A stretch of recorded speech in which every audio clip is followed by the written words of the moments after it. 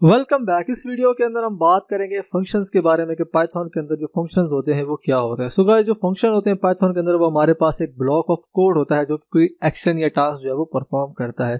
सो वो ऐसा टास्क होता है जिसको हमें बार बार जो है वो परफॉर्म करना होता है। हम क्या करते हैं कि हम उसका एक फंक्शन बना लेते हैं और फिर जब भी हम उस टास्क को जो है वो परफॉर्म करना होता है हम सिंपली उस फंक्शन को जो है वो वहां पे कॉल कर लेते हैं, हमारा टास्क होता है वो परफॉर्म होता है।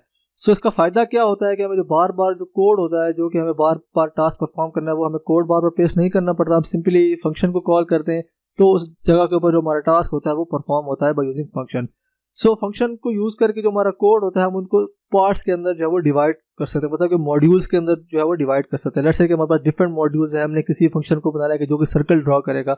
इसी तरह हमारे पास कोई फंक्शन है जो कि यूजर को लॉगिन करवा रहा है, साइन अप करवा रहा है, तो हम उन फंक्शंस को जो है वो पार्ट के अंदर जो डिवाइड कर सकते हैं और फिर जब भी हमने कोड के अंदर चेंजिंग करनी है, लेट्स से कि हमने साइन इन के अंदर चेंज करना है तो हम सिंपली साइन इन के फंक्शन के अंदर जाएंगे और वहां से चीजें जो है वो चेंज कर लेंगे। इस तरह अगर हमें कोई साइन अप के अंदर चेंज करना है तो हम सिंपली साइन अप के फंक्शन के अंदर जाएंगे और चीजों को जो है वो चेंज कर लेंगे। सो हमें ये भी हेल्प करता है कि इससे हमारा कोड जो वो रीयूजेबिलिटी होती है इसके अंदर, और साथ में जो कोड होता है उसको इजीली जो है वो अंडरस्टैंड कर सकते हैं, मतलब कि जो कौन सा फंक्शन है वो हमारा कौन सा टास्क जो है वो परफॉर्म कर रहा है। उसके बाद जो फंक्शन होते हैं वो हमारे पास दो तरह के होते हैं पाइथन के अंदर। सबसे पहले जो हमारे पास फंक्शन है वो हमारे पास है यूजर डिफाइंड फंक्शन, जो कि यूजर खुद डिफाइंड जो है वो करता है। इसके बाद जो दूसरे फंक्शन है वो हमारे पास है स्टैंडर्ड लाइब्रेरी फंक्शन, जो कि पहले से पाइथन के अंदर हमारे लिए मौजूद है, हम उनको जो है वो यूज कर सकते हैं। जैसे कि हमारे पास लिस्ट के जो फंक्शन होते हैं वो पहले से स्टैंडर्ड लाइब्रेरी फंक्शन जो है वो हमारे से डिफाइंड है। इसके बाद जो सिंटैक्स होता है हमारे पास फंक्शन डिफाइन करने का, वो सबसे पहले हम यहाँ पे डेफ का कीवर्ड जो वो यूज करते हैं फंक्शन को डिफाइन करने के लिए।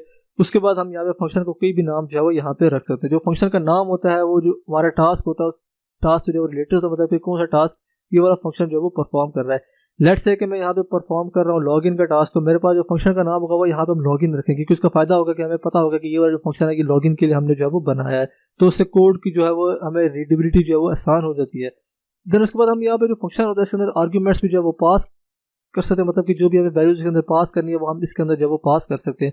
सो फिर इन वैल्यूज को हम यहाँ पे इस फंक्शन के अंदर इजीली यूज करके कोई भी कैलकुलेशन जो है वो परफॉर्म कर सकते हैं। तो यहाँ पे हम लगाते हैं कॉलन लगाते हैं, फिर कॉलन के बाद हम यहाँ पे जो भी हमें चीजें लिखनी है फंक्शन के अंदर वो हम यहाँ पे जो है वो डिफाइन कर देते हैं।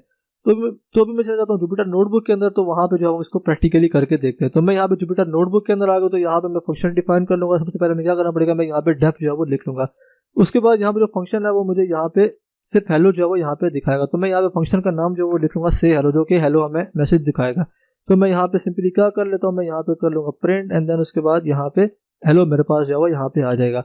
उसके बाद यहाँ पे इसको रन किया तो यहाँ पे आप देख सकते हैं कि यहाँ पे हमें कुछ भी जो शो नहीं हुआ। तो इसके लिए हमें क्या करना पड़ेगा, हम इस फंक्शन को जो है यहाँ पे कॉल कर लेंगे। तो मेरे पास यहाँ पे जो फंक्शन है वो मेरे पास आ जाएगा से हेलो।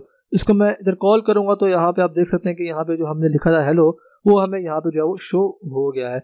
सो इस तरीके से जब हम सिंपल फंक्शन डिफाइन करते हैं, सबसे पहले हम डेफ का कीवर्ड का यूज करते हैं, उसके बाद जो फंक्शन होता है उसका नाम लिखते हैं और यहाँ पे कॉलन लगा देते हैं, और देन उसके बाद यहाँ पे जो स्टेटमेंट हमने लिखनी है इस फंक्शन के अंदर वो हम यहाँ पे जो है वो लिख लेते हैं।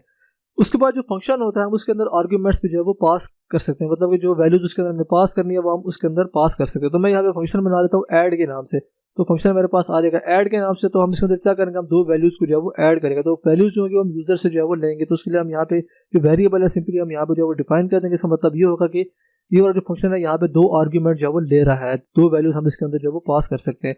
देन उसके बाद मैं यहाँ पे कॉलन लगा लूंगा और सिंपली मेरे पास अब मुझे क्या करना है, मुझे यहाँ पे प्रिंट वगैरह जो है वो नहीं करनी वैल्यूज को, मुझे वैल्यूज को सिंपली जो है वो रिटर्न करवाया था कि वो वैल्यू जो है वो जब फंक्शन को कॉल करे तो सिंपली हमें वो वाली वैल्यू जो है ऐड की वो हमें मिल जाए।